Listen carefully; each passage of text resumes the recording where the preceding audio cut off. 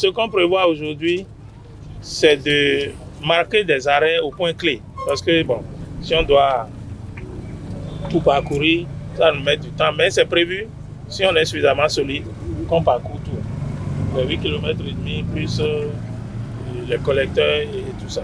Telle une annonce, ce propos marque le début d'une marche décidée. Elle démarre à Akpakpa et ce parcours est initié pour visiter et pour une réception provisoire des travaux concernant le lot 1 du projet financé par la Banque mondiale, le programme d'assainissement pluvial opérationnel déjà dans plusieurs quartiers de Cotonou. Ce que nous avons vu, c'est un des marchés financés par la Banque mondiale dans le cadre du PAPC.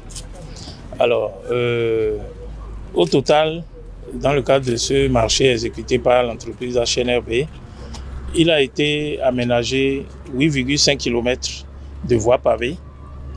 Nous avons construit 1,6 km de collecteurs donc d'ouvrages de drainage primaire et réalisé un bassin de rétention d'une capacité de stockage de 105 000 m3 d'eau de pluie.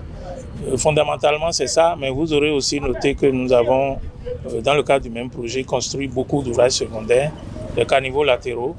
Nous avons procédé à la plantation d'arbres tout le long des voies pavées et l'éclairage public a également été mis en œuvre aussi bien autour des voies pavées que tout autour du bassin de rétention tel que vous le voyez. Après Akpakpa, où se trouvent les travaux réalisés concernant le bassin versant Y, cap est ensuite mis sur un autre espace assaini, une autre zone aménagée.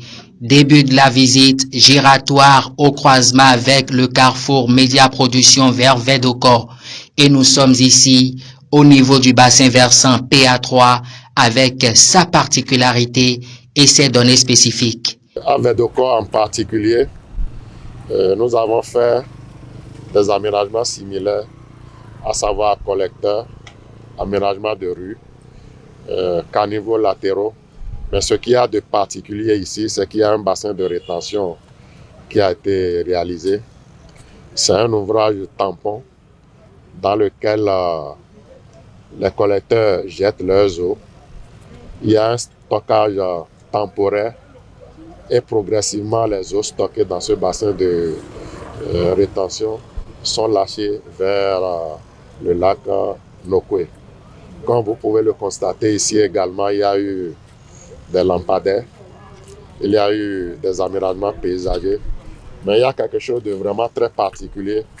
Vous réalisez que nous rendons accessible toute cette zone où personne ne pouvait venir avec des véhicules.